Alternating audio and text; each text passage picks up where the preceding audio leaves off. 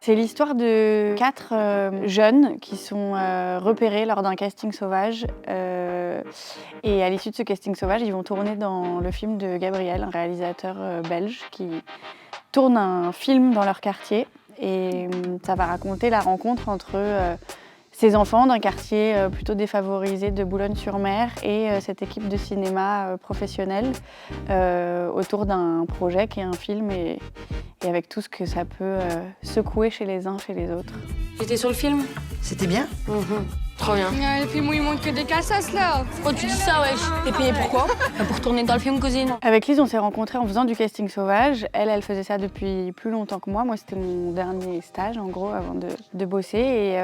Et on s'est rencontrés sur ce casting. On a vu énormément d'enfants pour un film d'un réalisateur qui tournait son film à ce moment-là. Et on a été complètement éblouis par le casting de 2 enfants qu'on a rencontrés dans un quartier de Valenciennes qui s'appelle Chasse Royale. Et ces 2 enfants nous ont donné envie d'écrire l'histoire qu'on venait de vivre, donc c'est-à-dire des enfants repérés lors d'un casting sauvage. On a fait ce court-métrage, ça a pris un peu des proportions qui nous dépassaient. Il y a eu Cannes, il y a eu les Césars, on nous a proposé d'écrire un film et de façon assez logique et naturelle, on a eu envie de continuer à se questionner sur ce qu'est le casting sauvage. Et là où le court s'arrête au moment du casting, le long métrage continue pendant le tournage du film. Insultez-vous avec vos propres mots. Un clochard. Oh, tu fais quoi là? Tu fais quoi?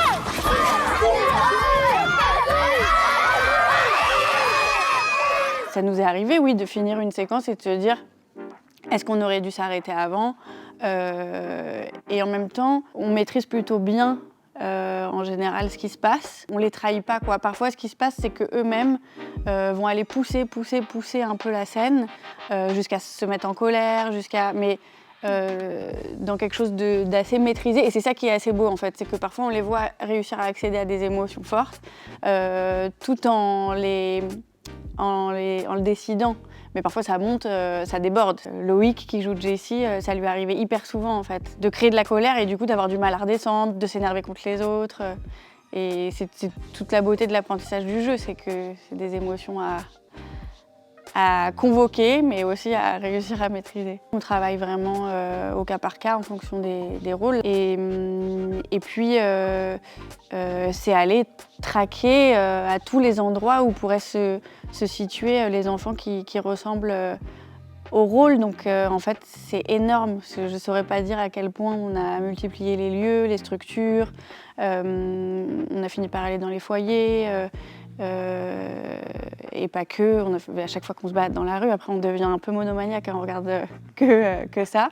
Et puis on a fini par trouver, mais c'est vrai que ça s'est étalé sur 1 an. On veut se protéger, les protéger eux et nous.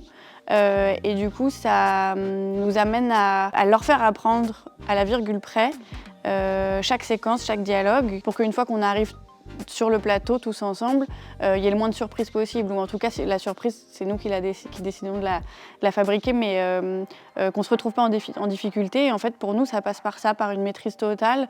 Et pour les enfants aussi, qu'ils puissent être dans le contrôle de leur personnage. Et donc, c'est vrai que c'est beaucoup d'apprentissage de texte. Et après, qu'on met à exécution en travaillant les séquences.